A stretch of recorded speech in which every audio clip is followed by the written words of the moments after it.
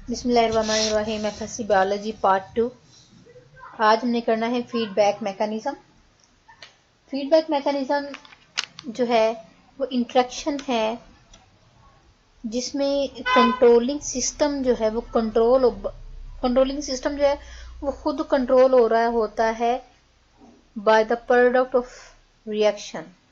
यानी कि controlling system एक काम को, किसी फंक्शन को कंट्रोल करता है और इस कंट्रोलिंग सिस्टम को जो है, जिस काम को वो कंट्रोल कर रहा है वो काम ही इसी को कंट्रोल करता है। फॉर एग्जांपल जब हमारी बॉडी की नॉर्मल फंक्शनिंग हो रही होती है उसमें दो ओपोजिंग सिस्टम जो है वो वर्क करते हैं, इनके दो मुख्तलिफ किस्म के काम एक दूसरे के उलट काम करते हैं। अगर एक हार्मोन जो है वो एक्सेलरेट कर रहा होता है किसी फंक्शन को, और तो वहां पे दूसरा कोई जो है वो इनहिबिटर होता है जो कि उसी फंक्शन को रोक रहा होता है। इसलिए हम कहते हैं कि अगर एक हार्मोन जो है वो प्रमोट कर रहा है या स्टिमुलेट कर रहा है किसी रिएक्शन को, एक दूसरा हार्मोन जो है वो चेक करता है या उसको स्टॉप करने की कोशिश करता है उसी किस्म के रिएक्शन को। और इस तरह के इंटरेक्शन को हम बोलते हैं फीडबैक मैकेनिज्म। फीडबैक मैकेनिज्म में जो कंसंट्रेशन होती है सिक्रीशंस की, कि कितनी सिक्रीशन प्रोड्यूस होनी है और कितनी सिक्रीशन किसी हार्मोन की रिक्वायर है वो फंक्शन होने के लिए, और फंक्शन होने के बाद जो है वो किस तरीके से स्टॉप होना है, इसमें असल में इंट्रैक्शन होती है पिट्यूटरी और दूसरे एंडोक्राइन ग्लैंड्स के दरमियान, जो कि इसको कंट्रोल करने के लिए कंट्रोलिंग मैकेनिज्म पे वर्क कर रहे होते हैं।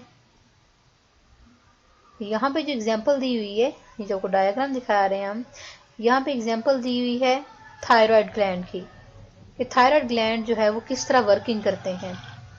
तो इसमें 5 स्टेप्स इन्वॉल्व हैं। फर्स्ट स्टेप में जैसे हमारी बॉडी में लो टेम्परेचर होता है तो ये एक स्ट्रेस कंडीशन होती है। अब स्ट्रेस कंडीशन जो है, ये स्ट्रेस कंडीशन स्टिमुलेट कर देती है न्यूरोस्क्रीटरी सेल्स जो हाइपोथैलेमस में, स्पेसिफिक न्यूरोस्क्रीटरी सेल्स होते हैं हाइपोथैलेमस में, जिसमें आपको ये दिखाए गए दो छोटे छोटे सेल्स, न्यूरोस्क्रीटरी सेल्स जो हैं वो स्टिमुलेट हो जाते हैं। जब ये स्टिमुलेट हो जाते हैं तो ये ट्राइगर कर देते हैं पिट्यूटरी ग्लैंड को, और ये पिट्यूटरी ग्लैंड जो है थायराइड स्टिमुलेटिंग हार्मोन को, एंटीरियर पिट्यूटरी ग्लैंड जो है वो थायराइड स्टिमुलेटिंग हार्मोन को ट्राइगर करते हैं, स्टिमुलेट करते हैं यहाँ पे थायराइड स्टिमुलेटिंग हार्मोन को। यानी कि थायराइड स्टिमुलेटिंग हार्मोन जो है वो एंटीरियर लोब से एक्टिवेट होते हैं, और ये जो है वो थायराइड स्टिमुलेटिंग हार्मोन यहाँ से रिलीज होते हैं, और ये TSH थायराइड स्टिमुलेटिंग हार्मोन जो है वो स्टिमुलेट करते हैं थायराइड ग्लैंड्स को। ये थायराइड ग्लैंड जो है वो प्रोड्यूस करते हैं hormone that is a thyroxine. अब थायरोक्सिन से क्या होता है, थायरोक्सिन असल में इंक्रीज कर देते हैं हमारा मेटाबॉलिक रेट बॉडी का। कैसे? क्योंकि ये जनरेट करते हैं ATP और बॉडी में हीट प्रोड्यूस करते हैं। जैसे बॉडी में हीट प्रोड्यूस होती है, बॉडी का टेम्परेचर इंक्रीज होता है, तो ब्लड में थायरोक्सिन का लेवल इंक्रीज होने की वजह से बॉडी का टेम्परेचर इंक्रीज होता है। थायरोक्सिन का लेवल जैसे ही बॉडी में इंक्रीज करता है तो TSH थायराइड स्टिमुलेटिंग हार्मोन जो यहाँ से जो रिलीज हुआ था, जिसने थायराइड ग्लैंड्स को स्टिमुलेट किया था, उसकी प्रोडक्शन जो है वो स्टॉप हो जाती है या इनहिबिट हो जाती है। इसको जब ये इनहिबिट हो जाती है तो मजीद थायरोक्सिन नहीं रिलीज होता और बॉडी का टेम्परेचर भी मेंटेन हो जाता है। इसलिए हम इसको कहते हैं फीडबैक मैकेनिज्म, कि जो चीज़ रिक्वायर थी वो होने के बाद, जो काम रिक्वायर था वो होने के बाद वो मैकेनिज्म जो है वो कंट्रोल हो जाता है, स्टॉप हो जाता है। इसे बोलते हैं फीडबैक मैकेनिज्म। अच्छा, उसके बाद जो है वो कंपैरिजन दिया हुआ है नर्वस कोऑर्डिनेशन और केमिकल कोऑर्डिनेशन का। नर्वस और केमिकल कोऑर्डिनेशन में कुछ सिमिलैरिटीज दी गई हैं कि दोनों जो है हार्मोन प्रोड्यूसिंग सेल और नर्व सेल जो है वो केमिकल मैसेंजर्स की फॉर्म में मूव करते हैं, और जो मैसेज केमिकल्स की फॉर्म में एक्स्ट्रा सेलुलर स्पेसिस में बॉडी में मूव करता है। इससे बॉडी जो है वो कोऑर्डिनेशन होती है बॉडी में। और जो है ये हमारी बॉडी जो है ये हार्मोन जो है एंड दोनों सिस्टम जो है नर्वस सिस्टम और केमिकल कोऑर्डिनेशन सिस्टम दोनों जो है वो इंटरनल और एक्सटर्नल इन्वायरमेंट को कंट्रोल करते हैं और वो दोनों का एक ही काम होता है कि बॉडी को होम्योस्टेट करते हैं, यानी कि हमारी बॉडी में इंटरनल इन्वायरमेंट की प्रोटेक्शन कर रहे हैं। डिफरेंसेस जो दिए हुए मैंने हमने ये बहुत डिटेल में जो है नर्वस कोऑर्डिनेशन भी पढ़ा है, केमिकल कोऑर्डिनेशन भी पढ़ा है, तो डिफरेंसेस इसके आप लोग देखें बहुत जो हमने डिटेल में ये टॉपिक्स पढ़े हैं उसी में दिए हुए हैं। आज हमने जो है वो इसका असल में करना है बिहेवियर कि एनिमल्स और ह्यूमन ऑर्गेनिज्म में डिफरेंट किस्म के बिहेवियर होते हैं। बिहेवियर को हम डिवाइड करते हैं दो टाइप्स में, इनेट बिहेवियर और लर्न बिहेवियर में।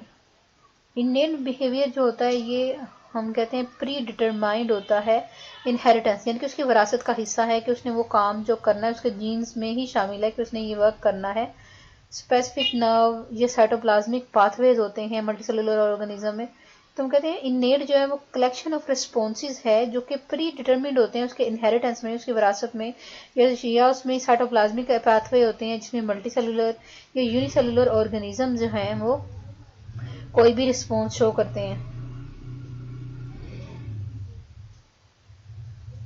ये बिहेवियर पैटर्न जो है वो डेवलप होता है और जनरेशन आफ्टर जनरेशन जो है वो रिफाइन होता रहता है। और क्योंकि ये इनेट बिहेवियर जो है ये सिंपल बिहेवियर है, इसके लिए कोई बाकायदा जो है नर्वस सिस्टम की ज़रूरत नहीं होती, क्योंकि ये सिंपल मल्टीसेलुलर ऑर्गेनिजम्स में सिर्फ इकोनोमाई करता है नर्व पाथवे, और ये एक सिंपल किस्म का बिहेवियर है। इसके लिए बाकायदा नर्वस सिस्टम की ज़रूरत नहीं होती, इसीलिए जो सिंपलर ऑर्गेनिजम्स हैं वो ये बिहेवियर शो करते हैं जिनका लाइफ साइकिल शॉर्ट होता है। फर्स्ट इसमें आ जाता है ओरिएंटेशन। ओरिएंटेशन की दो टाइप्स आ जाती हैं, काइनेसिस एंड टैक्सिस। काइनेसिस में ये असल में वो बिहेवियर है जिसमें ऑर्गेनिज्म जो है वो चेंज करते हैं the speed of the random movement with the help of the जो कि इनके सर्वाइवल के लिए यानी कि उनके किसी भी इन्वायरमेंट में चेंजिंग में जो है ज़िंदा रहने के लिए ये अपनी रैंडम स्पीड को चेंज करते हैं ताकि वो किसी किस्म के इन्वायरमेंट में ज़िंदा रह सकें। यहाँ पे एग्जांपल दी हुई है पिल बग्स की। पिल बग्स जो हैं वो माइस्टेरिया जैसे ही वो प्रोड्यूस होते हैं, ये इंसेक्ट जो हैं वो फौरी तौर पर माइस्टेरिया में जो कि इनके सर्वाइवल के लिए रिक्वायर्ड है, इनको फूड के लिए रिक्वायर है, तो उसमें रैंडम मूवमेंट शुरू कर देते हैं for the search of the mysteria. तो काइनेसिस हम कहते हैं असल में ये रैंडम मूवमेंट होती है ऑर्गेनिज्म के सर्वाइवल के लिए। उसके बाद अगर डायरेक्शनल मूवमेंट हो तो उसे हम बोलते हैं टैक्सिस। टैक्सिस इन कंट्रास्ट जो है वो एक डायरेक्शनल मूवमेंट है। अगर तो ये टूवर्ड्स द सोर्स हो, जिस तरह हम कहते हैं toward the source of light है तो पॉजिटिव टैक्सिस है, अगर उस सोर्स से अवे हो तो हम इसे बोलते हैं नेगेटिव टैक्सिस। दूसरी जो टाइप आ जाती है इनेट बिहेवियर की, रिफ्लेक्सिस और इंस्टिंक्ट बिहेवियर आ जाते हैं। ये एक्सट्रीमली कम्प्लेक्स बिहेवियर होते हैं जिसमें बायोलॉजिकल रिदम भी आ जाते हैं। टेरिटोरियल बिहेवियर ये होता है किसी जगह पे कब्जा करने के लिए, जिस हम जंगल में शेर का कानून होता है और जिस जगह पे लाइन या बहुत सारे एनिमल्स होते हैं वो अपना एक स्पेसिफिक एरिया जो है वो हार्मोन प्रोड्यूस करते हैं या स्पेसिफिक केमिकल्स यूज़ करते हैं, अपने एरिया को सिलेक्ट कर लेते हैं स्पेसिफिक एरिया को। जो कोई दूसरा एनिमल उसी स्पीशी का कोई दूसरा ऑर्गेनिज्म वहाँ से उस एरिया में आता है तो उसको उसकी जो है वो स्मेल आ जाती है कि ये इतना एरिया किसी और जानवर का है, तो इस तरह इस बिहेवियर को बोलते हैं टेरिटोरियल बिहेवियर। दूसरा आ जाता है कोर्टशिप। कोर्टशिप में फीमेल जो है वो अपना कपल, एनिमल्स में होता है ये कि फीमेल्स जो है वो अपना कपल सेलेक्ट करती हैं डिफरेंट बिहेवियर से, एनिमल की बिहेवियर से जो है वो उनकी कोर्टशिप होती है। उसके बाद आ जाता है मीटिंग। बहुत सारे एनिमल्स बर्ड्स में आपने देखा होगा कि before laying the egg sparrows में, बर्ड्स में अक्सर देखा हुआ है कि वो नेस्ट की प्रोड्यूस करते हैं। पहले अपना जो है वो नेस्ट बनाते हैं, नेस्ट बिल्डिंग करते हैं, उसके बाद जो है वो उसमें अंडे देते हैं। तो ये जो मीटिंग है ये असल में ये बिहेवियर शो करती है। जब वो एनिमल मिच्योर हो जाते हैं तो वो जो है वो नेस्ट बनाना शुरू कर देते हैं। ये एक बिहेवियर है रिफ्लेक्स टाइप का। उसके बाद आती है अग्रेशन। अग्रेशन होता है फिजिकल इमोशन, जिसमें एनिमल एक दूसरे से किसी स्पेसिफिक मकसद के लिए, कुछ चीज़ हासिल करने के लिए आपस में लड़ते हैं। This is the aggression. Altruism होता है निसार करना, अपनी चीज़ जो है वो दूसरे को दे देना। जिस तरह स्पैरो जो होती हैं वो अपने किड्स को, बहुत से बर्ड जो हैं वो अपने बच्चों को खाना खिलाते हैं। मतलब खाना, जिस तरह अक्सर आपने देखा होगा कि बर्ड जो है वो दूर से खाना लेके आते हैं। अब वो किसी हाथ में तो पकड़ के लेके नहीं आते, वो खाना जो होता है वो अपने स्टमक में रखते हैं, लेकिन उसे डाइजेस्ट नहीं करते, फिर मुंह से ही जो वो अपने बच्चों को, या कहते हैं बेबी बर्ड्स को खिला रहे होते हैं। उसके बाद आ जाता है सोशल हायरार्कीज। ये भी इसमें एनिमल्स का जो है वो अग्रेशन और फाइट वगैरह आ जाती है। और सोशल ऑर्गेनाइजेशंस, जिस तरह ह्यूमंस जो हैं वो शो करते हैं डिफरेंट लेवल ऑफ ऑर्गेनाइजेशन बना लेते हैं। इंस्टिंक्ट और लर्निंग बिहेवियर पे डार्विन ने 1959 में फर्स्ट रिस्पॉन्स शो, फर्स्ट जो था इसका purpose in the term of animal behaviour, and सबसे पहले जो था वो डार्विन ने इसे प्रपोज किया था, डिस्कवर किया था। इसने बताया था कि जो इंस्टिंक्ट बिहेवियर है ये असल में कम्प्लेक्स रिफ्लेक्सेस हैं, और ये रिफ्लेक्सेस जो हैं एनिमल ने कुछ इनहेरिट किया होता है, यानी कि विरासत में उसके शामिल है। और इसके अलावा जो है वो टाइम के साथ, पास आउट होने के साथ साथ सीख लेता है। तो ये एक प्रोडक्ट होती है नेचुरल सिलेक्शन की, इंस्टिंक्ट बिहेवियर का वो बताना चाह रहे हैं। और इसमें इंस्टिंक्ट बिहेवियर में जितनी भी स्पीशीज होती हैं, जितने भी इंडिविजुअल होते हैं उस पार्टिकुलर स्पीशीज से बिलोंग करते हैं, वो ये बिहेवियर जो है वो आहिस्ता आहिस्ता ही, यानी कि एक तो इनके जीन्स में, इनके इनहेरिटेंस में शामिल होता है, दूसरा जो है वो टाइम के पास होने के साथ साथ लर्न कर लेते हैं। और ये बिहेवियर जो है वो उनकी हेल्प करता है वॉकिंग में, मूविंग में, ईटिंग में, और डिफरेंट जो है वो कोर्स ऑफ लाइफ में जो है वो बिहेवियर जो है वो उनकी हेल्प करता है। इसको हम बोलते हैं इंस्टिंक्ट बिहेवियर। अर्ली एथोलॉजिस्ट जो हैं और उनके ख्याल में जो animal sometime instinctively behaviour show करते हैं, वो असल में कम्प्लेक्स स्टिमुलाई की वजह से शो करते हैं। कम्प्लेक्स स्टिमुलाई को जो है हम साइंस स्टिमुलस भी बोलते हैं। साइंस स्टिमुलस जो है इसको समझने के लिए हम कहते हैं ये एक स्टिमुलस कन्फिग्रेशन होती है। फॉर एग्जांपल यहाँ पे जो स्टिकल बैक फिश, एक मेल फिश का बताया हुआ है स्टिकल बैक फिश, जो कि 3 स्पाइन पे कंसिस्ट करता है। ये मेल जो होता है इसकी बेली रेड हो जाती है at the time of breeding condition. तो ये बिहेवियर शो कर रहा होता है कि ये जो है sticker back is at the time of breeding condition, इसकी बेली जो है वो रेड हो जाती है। ये एक साइंस स्टिमुलस शो कर रहा होता है इसके टेरिटोरियल मेल्स में, यानी कि बाकी मेल को ये जो है वो शो हो जाता है कि ये जो है male fish at the breeding condition. इसके अलावा इंस्टिंक्ट बिहेवियर जो है एनिमल्स, उन एनिमल्स के लिए रिक्वायर होता है, वो एनिमल जो कि जिनका लाइफ स्पैन बहुत शॉर्ट होता है और उनको कोई पेरेंटल केयर नहीं मिलनी होती, वो एनिमल्स ये बिहेवियर शो करते हैं। यहाँ पे जो एग्जांपल दी हुई है वो दी हुई है डिगर वास्प की, एमोफीलिया एरिनसाई, जिसमें ये डिगर वास्प जो है वो एक अपना नेस्ट प्रिपेयर करती है, अपना घोंसला बनाते हैं छोटा सा, और उसके अंदर जो कैटरपिलर को कैच करते हैं, यानी कैटरपिलर को मार किल करते हैं अपनी स्टिंग के जरिए। यानी कि डिगर वास्प जो होती है वो कैटरपिलर को अपनी स्टिंग यानी कि अपने डंक के थ्रू उसे पैरालाइज करके मारती है, और जो है एक घोंसला बनाती है, उसके अंदर जो है वो रखती है उन कैटरपिलर्स को, और फिर उस घोंसले में जो है एग प्रोड्यूस कर देती है, ले कर देती है एग।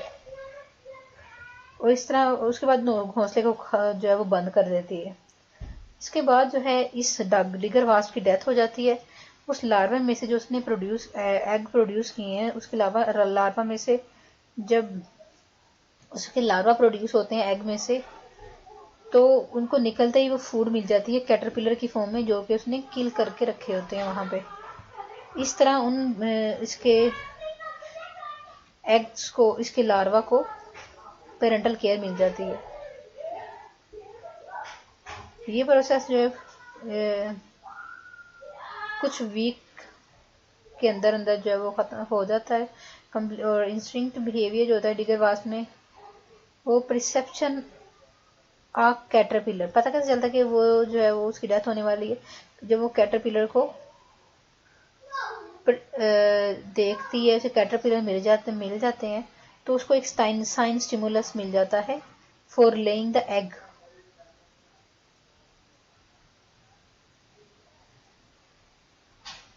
उसके बाद जो है ये कुछ डिफरेंसेस बताए हुए हैं इंस्टिंक्ट बिहेवियर के और लर्निंग बिहेवियर के।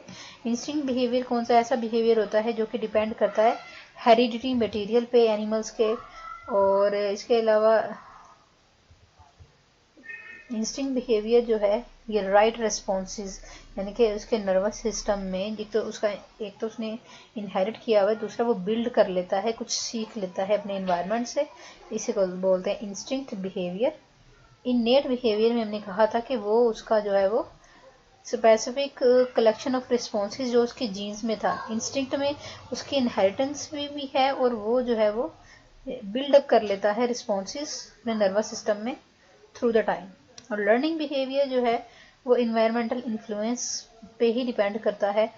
और ये एबिलिटी होती है एनिमल्स में कि वो बिहेवियर जो है टोटली डिपेंड करता है हेरिडेटरी मटेरियल पे, और ये इन्वायरमेंट बहुत ज़्यादा इसको इन्फ्लुएंस करता है।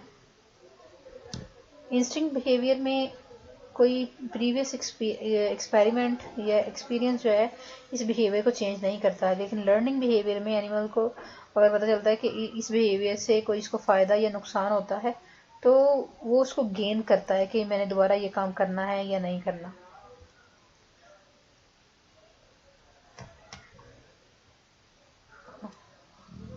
इसके अलावा ये बिहेवियर जो है इंस्टिंक्ट बिहेवियर, ये आहिस्ता आहिस्ता जनरेशन्स में डेवलप होता है।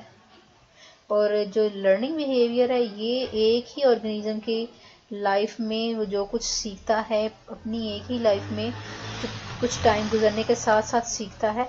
तो ये हम कहते हैं इसमें वो अपनी लर्निंग जो है वो डिपेंड करती है उसकी जेनेटिक बेसिस पे और उसकी एबिलिटी पे कि अपनी लाइफ साइकिल में उसने क्या क्या सीखता है। एग्जाम्पल दी हुई है हनी बी इनहेरिट करती है the ability of to form the wing muscles, यानी कि उसके क्योंकि उसने दूर दूर तक फ्लावर में से नेक्टर एब्जॉर्ब करने के लिए मूव करना होता है, तो वो इनहेरिट होता है कि उसके विंग मसल जो है वो फ्लाइट के लिए स्ट्रॉन्ग होते हैं। और इसके अलावा फ्लावर की तरफ नेक्टर के लिए और पोलन ग्रेन्स के लिए ये मूव करती हैं। और दूसरा इस बिहेवियर में डिगर वास्प आ जाती है जो कि लर्न करती है थिंग्स कुछ ब्रीफ ही टाइम में।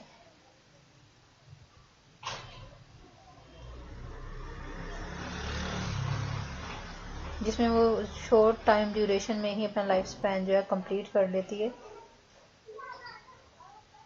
और जैसे जैसे कैटरपिलर मिलते हैं उसके पास ही लोकेलिटी में नेस्ट बना लेती हैं अपने, और उसमें जो है कैटरपिलर को मार के अपना शिकार करती है और वहाँ पे एग प्रोड्यूस करती है, ले करती है एग।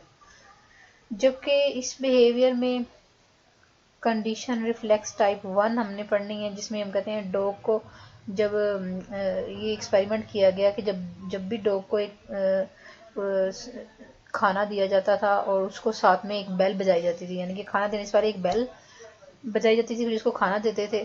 फिर इससे जो था खाना देने से पहले जब अक्सर देखा गया कि बेल बजाई जानी तो वो जो डॉग था उसके मुंह से सलाइवा निकलना शुरू हो जाता था। तो ये उसने सीख लिया था कि जब भी मुझे खाना मिलेगा तो ये बेल बजेगी, तो सिर्फ अगर खाना ना भी दिया गया उस डॉग को, बेल बजाएगी, तो उस पर उसने ये बिहेवियर सीखा था कि मुझे खाना मिलने वाला है शायद। उसके बाद ट्रायल एंड एरर आ जाते हैं इसमें, कि जब एक दफ़ा एक कैट को जो था उसने बंद किया गया था एक्सपेरिमेंट करने के लिए। उसको जब कैट को एक पिंजरे में बंद किया गया तो उसका जो लीवर था उसके अंदर ही था। जब कैट ने एक दो दफ़ा पिंजरे के अंदर ही जो था वो केज के अंदर हाथ पाँव मारे, तो जब केज बटन उसका लीवर पे हाथ लग गया अचानक, तो दरवाज़ा खुल गया। फिर दोबारा बंद किया गया। जब 2-3 बार एक्सपेरिमेंट किया गया तो कैट को समझ आ गई कि इस बटन के या इस लीवर के प्रेस करने से जो है वो केज का दरवाज़ा खुल जाता है। तो इसलिए कहते हैं ट्रायल और एरर जो है वो भी लर्निंग बिहेवियर में आ जाते हैं, कि वो एनिमल इस तरह वो सीख जाते हैं। इसके अलावा आ जाते हैं क्रॉलिंग ऑफ द स्नेल। जब स्नेल जो है एक ग्लास, ये भी एक्सपेरिमेंट किया गया था कि जब स्नेल को एक ग्लास शीट पर देखा गया कि वो मूव करता है, फिर टैपिंग की गई, यानी कि जिस तरह खटखटाते हैं तो वो स्नेल जो है वो रुक जाती है मूव करना, कि शायद कोई खतरा है। लेकिन अगर बार बार टैपिंग होती रहे तो स्नेल जो है वो कंटिन्यूसली जो है वो रुकती नहीं है, बल्कि अपना रिस्पॉन्स जो है वो जारी रखती है, आगे मूवमेंट जो है वो कंटिन्यू रखती है।